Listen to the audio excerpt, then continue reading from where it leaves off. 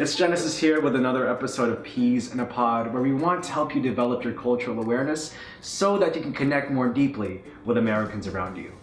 Okay, so let's begin with what for me is one of the most touching traditions during Christmas Eve itself, and that is going to church. And during this time, we celebrate by singing and being together the joy of family and love. So here are some things you can do if you want to experience this tradition. I think it's worth it to go and try to very traditional Christian churches. As an Orthodox Christian, for me, this has been the most traditional and heartwarming experience. However, I do think that traditional Roman Catholic churches are also really great. Then there are also traditional Protestant churches, which do amazing things.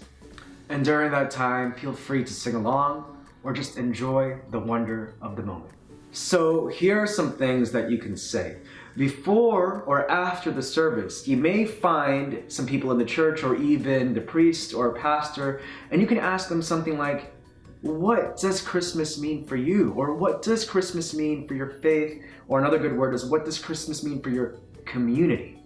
And maybe to gain some new insights from others, you can also ask them, hey, how else can I celebrate Christmas? Okay, so let's move on to one of life's greatest treasures, Christmas Eve dinners. What do you do if you're invited to one? Okay, so if you can make a special food from your country, especially, you need to bring that. Also, when you're at the party, you need to try all the food, as much as your diet allows. This is one of the best opportunities for you, especially if the family that you go to cooks really well. It's a great opportunity for you to try all the classics or many traditional American foods. For me, some of my favorites are Christmas ham, gingerbread houses, cookies, men, and then my personal favorite, eggnog, which is made out of egg and nog. Okay, actually I don't know what it's made out of, but it really is one of my favorite drinks. It's one of the best drinks for me in the world. Oh, last tip. One thing that you can do if you're extra adventurous is ask if you can help out in the kitchen. That way you'll bond, but you'll also learn how to cook some really great American food. So what do you actually say when you're finally at the Christmas dinner?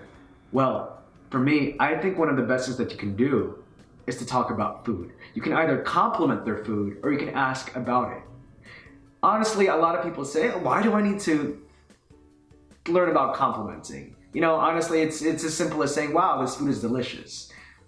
But actually, research shows that some of the best and most effective compliments are sincere and detailed compliments.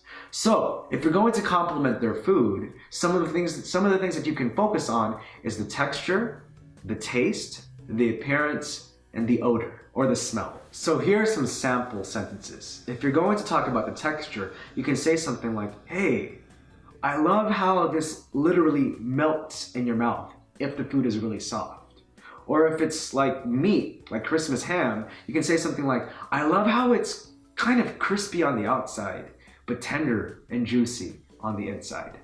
When it comes to taste or flavor, you can talk about the mix of flavors. You can say something like, whoa, this starts off really sweet and then becomes really spicy with a kick at the end. So you show that you can discover lots of different layers in their flavor. Then you can also get poetic, like, whoa, this tastes like heaven. The next is odor. Here's a really cool trick.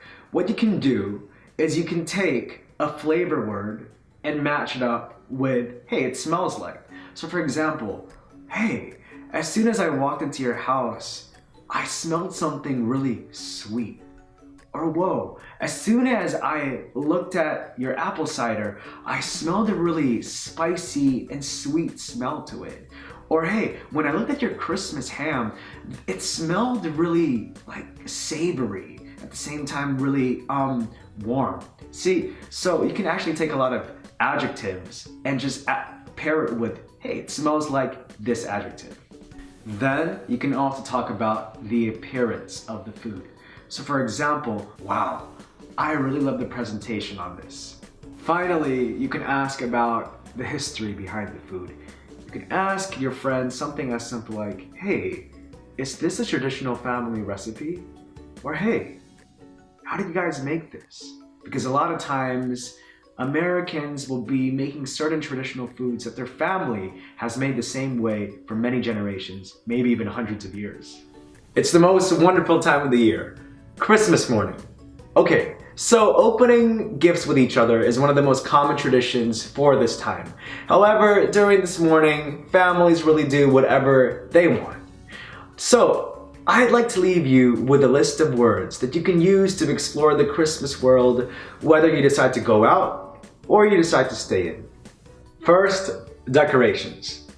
There are wreaths, garlands, ornaments, different types of them, then the mistletoe, which, by the way, tradition says that if you're under it with somebody that you love, you should kiss them. Second, Christmas creations. There's the elf, which families put toys of inside their houses to make sure their children are behaving. Then there's the reindeer, and then there's the sleigh. Third, traditional Christmas names. There's Nativity, Advent, and Noel. Fourth, and finally, there are alternative greetings such as glad tidings, very, very old English. Then there's the traditional Spanish greeting, Feliz Navidad. Guys, that's Christmas Eve and Christmas morning for you. Again, this is Genesis with Peas in a Pod, where we want to deepen your cultural awareness so that you can have more amazing relationships with Americans around you. Leave questions and comments for whatever you'd like below. You can also check out our description for links and more information about things that I've talked about.